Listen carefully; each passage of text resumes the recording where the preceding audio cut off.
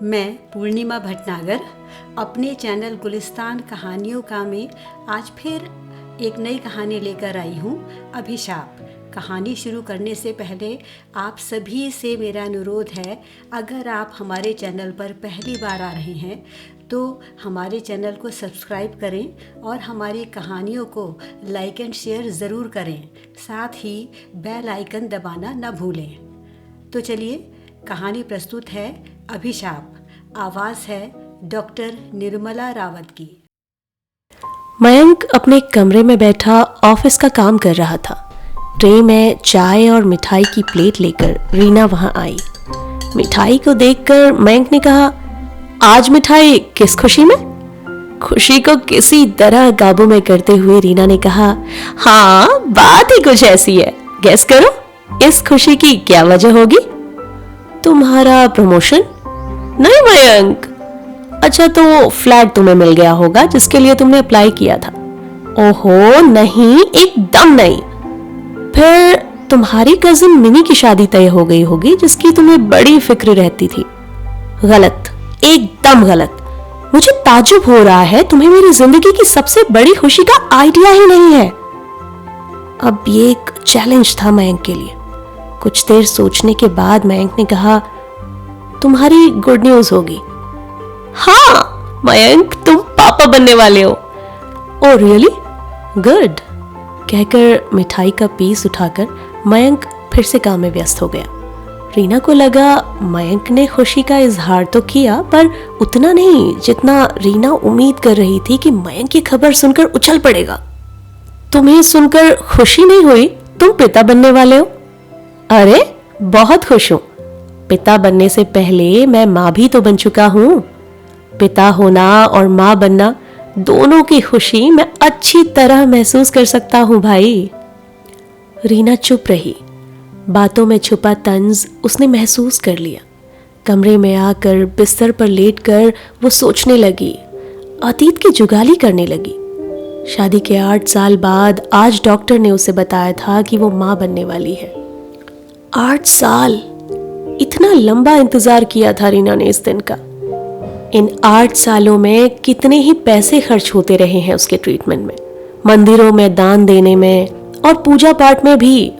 इतने दिनों के बाद इस मनहूस घर में खुशी ने दस्तक दी थी। हाँ, ये घर मनहूस ही था रीना के लिए। वजह थी मनोरमा, जिसको प्यार से घर में मनु कहते थे। एक 14 साल की लड़की, एक डाउन सिंड्रोम चाइल्ड। मयंक की छोटी बहन, जिसको बर्दाश्त करना रीना के लिए बहुत मुश्किल था और जिसको रीना अपने और मयंक के जीवन में एक अभिशाप समझती थी। कुछ अजीब हरकतें होती थी मनु की। जब भी कोई घर में आता वो हंसने लगती, जैसे उसे खुशी होती हो उसके आने से। रात में कभी कभी बेवजह रोने लगती।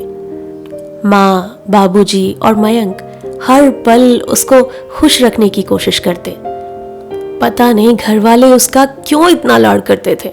मनु को साफ रहने की सनक थी। रोज साफ कपड़े पहनना और रोज नहाना, चाहे कितनी ही सर्दी हो। सब कुछ जानते समझते हुए मयंक से शादी रीना ने एक रोमांटिक कोर्टशिप के बाद अपनी मर्जी से की थी।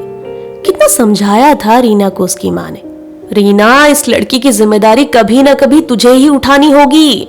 देख ले, भले ही मयंक कितना भी अच्छा लड़का हो, तुझे भले ही पसंद हो, लेकिन शादी का फैसला बहुत सोच समझ कर करना चाहिए। प्यार व्यार तो बस 4 दिन के लिए होता है। मगर रीना पर तो प्यार का नशा सवार था। मयंक कितना शांत, सौम्य, धीरे धीरे बोलने वाला, सीधा साधा लड़का। मयंक के माँ बाप भी जब तक जिंदा थे बेहद शांत और धैर्यवान थे। शायद जिस घर में इस तरह के बच्चे होते हैं, वहाँ ये बच्चे उस घर के लोगों को यही गुण सिखाने आते हैं। लेकिन रीना अधीर और गुस्से वाली, और ये सारे गुण कहें या अवगुण, रीना को उसके परिवार से मिले थे। हालांकि रीना के घर पूजा पाठ बहुत होता था।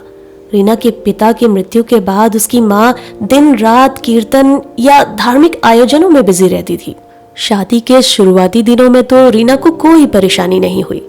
रीना के पास खुद को अपराध बोध से मुक्त करने का एक बहाना था कि वो वर्किंग है और उसके पास मनु की देखभाल करने का वक्त नहीं है। घर के लोगों ने भी रीना से कभी उम्मीद नहीं की, कोई आग्रह नहीं किया कि वो मनु का काम करे। घर के कामों से रीना ने पहले ही खुद को फारिग कर लिया था। इन सारी विषम परिस्थितियों में आग में घी डालने का काम रीना की माँ शांता देवी किया करती थी। देख रीना, इस तरह के बच्चे अभिशाप होते हैं। इस मनु को देख देख के तू कुढ़ती रहती है, परेशान रहती है, इसलिए तेरे बच्चे नहीं हो रहे हैं। ऐसे बच्चे तो बस अपनी सेवा करवाने आते हैं और दूसरों का जीवन नर्क बनाने आते हैं। मगर असली नरक तब शुरू हुआ जब मयंक के पिता की मृत्यु हो गई और माँ पैरालिटिक होकर बिस्तर पर आ गई। इससे पहले जब तक मयंक की माँ स्वस्थ थी, मनु की देखभाल में व्यस्त रहती थी। रीना को भी कोई चिंता नहीं थी, मगर जब एक दिन माँ ने बिस्तर पकड़ लिया तब परेशानी हो गई। कोई भी मेड मनु की देखभाल के लिए आसानी से तैयार नहीं होती थी। खुद रीना ने साफ कह दिया, मुझसे इस लड़की की सेवा नहीं हो पाएगी। तब 4 गुनी तनख्वाह पर एक मेड रखी गई। जिस दिन वो नहीं आती, माँ को ही मनु का सारा काम करना पड़ता था। तब माँ बिस्तर से गिरते पड़ते किसी तरह लड़खड़ाते हुए अपने हिलते डुलते जिस्म को संभालते हुए मनोरमा को नहलाती, कपड़े पहनाती, खाना खिलाती। उस दिन भी मेड नहीं आई थी। मनोरमा को बाथरूम में नहलाते हुए माँ का पैर फिसल गया और लकवे का मारा उनका शरीर जवाब दे गया। उस दिन के बाद डॉक्टर ने उनको काम ना करने की हिदायत दी। अक्सर मेड भी बहुत छुट्टी करती थी, मोटी तनख्वाह लेने के बावजूद। घर के लोगों की मजबूरी का खासा फायदा उठाती थी वो।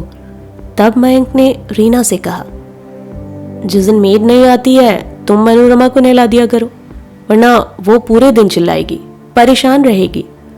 उसको तैयार करने के बाद ऑफिस जाया करो। रीना भड़क गई, मैं नहीं कर सकती। अब ये लड़की जवान हो रही है, क्या एक दिन बिना नहाए नहीं रह सकती है?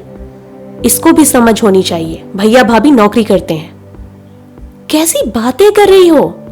तुम जानती हो उसको समझ नहीं है। तुम नहीं करोगी तो फिर कौन करेगा? माँ तो बिस्तर से उठ नहीं पाएगी। अब एक मेड माँ के लिए भी रखनी पड़ेगी। सुनकर रीना ने शोर मचा दिया, मुझे नहीं पता सब कैसे मैनेज हो पाएगा। भगवान से हर समय दुआ करती हूँ कि ये लड़की मर जाए। मयंक ने तड़प कर कहा, किसी के मरने के लिए कौन दुआ करता है? ये क्या कह रही हो तुम मेरी बहन के लिए? रीना भी आज तैश में थी। किसी ने कहा है ऐसे लोगों की मौत ही उनकी मुक्ति होती है। मयंक चिल्लाया, बस आज ये कह दिया है तुमने और मैंने सुन लिया है। आज के बाद ये बात कभी ना कहना। कहकर मयंक गुस्से से बाहर चला गया। उस दिन उन दोनों का झगड़ा सुनकर बिस्तर पर लेटी माँ रोकर कहने लगी, मैं दिन रात ईश्वर से प्रार्थना करती हूँ कि जब तक मेरी सांसें चल रही हैं तभी तक इस लड़की का जीवन चलता रहे। मेरे साथ ही ये लड़की चली जाए और किसी पर बोझ ना बने। माँ तो माँ होती है, पर क्या उम्र घटाई या बढ़ाई जा सकती है किसी की? माँ की सुबकियाँ सुनी जा सकती थीं और उस दिन रीना को भी रोना आया। अपनी असहाय और दयनीय स्थिति पर बस आंसू ही बहाए जा सकते थे।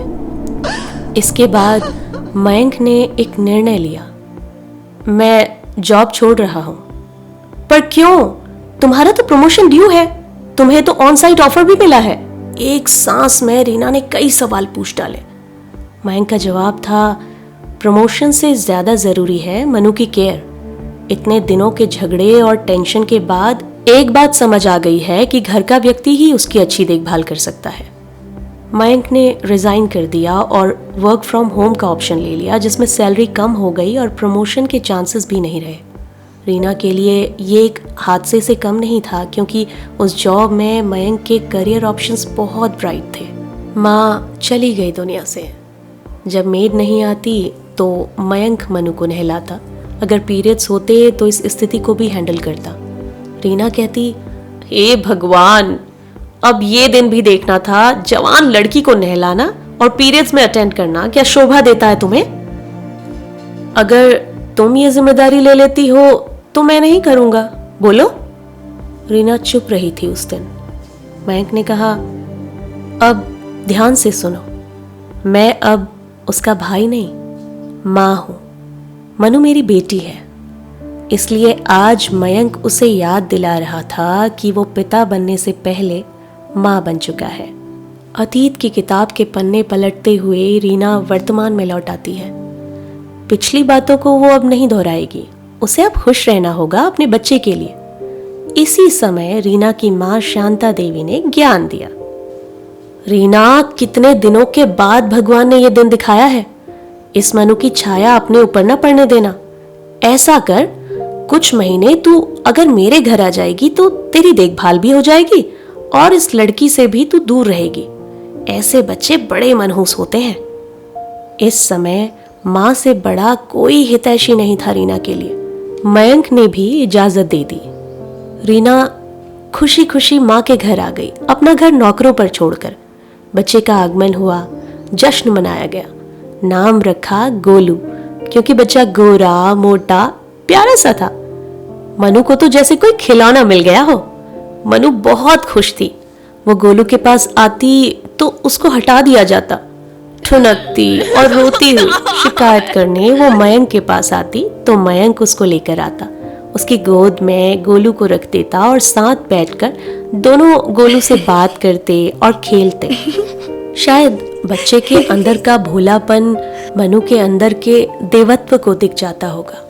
उस समय मनु के चेहरे की खुशी देखते ही बनती थी। रीना शिकायत करती, ये गोलू को भमोड़ती है, उसको जोर से हिलाती है। मयंक कहता, मैं सिखा रहा हूं मनु को कि कैसे गोलू को पकड़ना है, और फिर मैं भी तो बैठा रहता हूं इसके साथ। रीना कसमसा कर रह जाती पर कुछ न बोल पाती। दिन बीत रहे थे। गोलू 8 महीने का हो गया था। 2 महीने से रीना माँ के पास रह रही थी। नाजों से पला बच्चा अचानक एक दिन तेज बुखार का शिकार हो गया। वजह पता चली जब रीना ऑफिस जाती तब रीना की माँ बच्चे को डिब्बे वाले दूध में चीनी मिलाकर बोतल से पिला रही थी। बच्चे को पालने का उनका पारंपरिक ज्ञान यही था। गोलू को एडमिट करना पड़ा, जहाँ डॉक्टर ने कह दिया, द चाइल्ड इज सीरियस, बहुत बुरी कंडीशन में आप लाए हैं इसे, हम कोशिश ही कर सकते हैं। हॉस्पिटल के कॉरिडोर में एक बेंच पर बैठी पत्थर की हो चुकी रीना शून्य में निहार रही थी। मयंक भी गुमसुम था। वो जानता था उसका जीवन आजमाइशों के लिए ही बना है। रीना की माँ की हालत तो बस देखी ही नहीं जा रही थी। वो छाती पीट कर रो रही थी, मैं मूर्ख, मैंने क्या कर दिया? हे भगवान, मुझे उठा ले, मेरे प्राण ले ले, पर इस बच्चे पर दया कर। कोई और दिन होता तो माँ गोलू की इस हालत का ठीकरा भी मनु के सर पर फोड़ती। 2 दिन हो गए थे गोलू को एडमिट हुए। रीना घर जाने को तैयार नहीं थी। मयंक मनु को साथ लेकर हॉस्पिटल आया। माथे पर बल डालते हुए माँ शांता देवी ने कहा, इसे क्यों लाए? आज मेड नहीं आई है, ये भी गोलू को देखने की जिद कर रही थी। नहीं, कड़क स्वर में माँ ने आदेश दिया, इसको गोलू से दूर रखना। मयंक ने कहा, ठीक है, ये दूर से उसको देख लेगी। तभी डॉक्टर ने आकर कहा, सॉरी, हम बच्चे को नहीं बचा पाए। सुनते ही चीख पुकार मच गई। बच्चे को कमरे में लाकर बेड पर रख दिया गया था। नर्स भी रो रही थी। बेड के सामने बेंच पर बैठी रीना अपनी सुध बुध खो चुकी थी। मयंक उसको संभाल रहा था। वो जीवित बच्चा अब एक मांस का लोथड़ा बना हुआ बेड पर लेटा था। रीना की माँ शांता देवी का बुरा हाल था। रीना दूर से एक टक गोलू को देख रही थी। मनु गोलू के पास आई, उसको छू रही थी, हंस रही थी, बात करने की कोशिश कर रही थी। आज रीना ने कोई प्रतिवाद नहीं किया। आज वो मयंक की माँ के दर्द को महसूस कर रही थी। औलाद कैसी भी हो, माँ के दिल का टुकड़ा होती है। ये बात पहले क्यों नहीं समझ पाई वो? मनु ने जोर जोर से गोलू को हिलाना शुरू कर दिया और हंसना शुरू कर दिया। रीना चुप थी। आज एक बेजान जिस्म को मनु कैसे भी छू सकती है। अचानक ये क्या? गोलू के शरीर में हरकत हुई। गोलू रोने लगा धीमी आवाज में, सांस लेने की कोशिश कर रहा हो जैसे। एक हड़कंप मच गया कमरे में। नर्स भागकर डॉक्टर को बुलाने चली गई। माँ का रोना थम गया। वो आगे बढ़ी मनु को रोकने के लिए, लेकिन रीना ने उनका हाथ पकड़कर रोक दिया। डॉक्टर आई, बच्चे के शरीर की जांच की, धड़कन देखी, फिर बोली, ये चमत्कार तो मैं पहली बार देख रही हूँ। The child is doing well, everything is normal. फिर भी हम एक दिन ऑब्जर्वेशन में रखेंगे। सिस्टर, फौरन बच्चे को लेकर आओ। फिर रीना से बोली, आपका बेटा ठीक है, सांस ले रहा है, हिम्मत रखिए, कहकर डॉक्टर चली गई। नर्स गोलू को लेकर जाने लगी तो मनु गुस्सा करते हुए और ठुनकते हुए उसके पीछे जाने लगी। मानो गोलू का दूर जाना उसे अच्छा नहीं लगा। रीना ने जाती हुई मनु को पीछे से आकर पकड़कर अपने सीने से चिपटा लिया और फूट फूट कर रोने लगी। मुझे माफ कर दे मेरी बच्ची, तू देवी है, मुझ पापिन को माफ कर दे, तेरे आगे हाथ जोड़ती हूँ, माफ कर दे मनु, माफ कर दे मुझे। मनु ने कसमसा कर रीना की पकड़ से खुद को छुड़ाना चाहा, मगर रीना तो जैसे मनु के प्रति इतने दिनों की इकट्ठी अपनी नफरत को प्यार में बदलकर आज ही और अभी पश्चाताप कर लेना चाह रही थी। जितना मनु अपने को छुड़ाने की कोशिश करती, रीना उतने ही जोर से उसको चिपटा रही थी। माफ कर दे मेरी बच्ची, मैंने अब तक जो भी तेरे साथ किया उन सब के लिए मुझे माफ कर दे मेरी बच्ची, मुझ पापिन को माफ कर दे, मुझसे बहुत बड़ा पाप हो गया, मैं गलत थी, तू अभिशाप नहीं, तू तो वरदान है मेरे लिए, गोलू के लिए, इस घर के लिए। मुझे माफ कर दे, मुझे माफ कर दे मेरी बच्ची, मुझे माफ कर दे।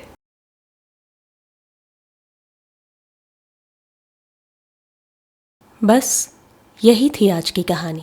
दोस्तों, मैं पूर्णिमा भटनागर आप श्रोताओं से कहना चाहती हूँ कि अगर आप कहानी लिखते हैं और हमारे चैनल में प्रसारित करना चाहते हैं तो आप अपनी लिखी कहानियों को हमारी मेल आईडी पर भेज सकते हैं, जो आपको डिस्क्रिप्शन बॉक्स में मिल जाएगी।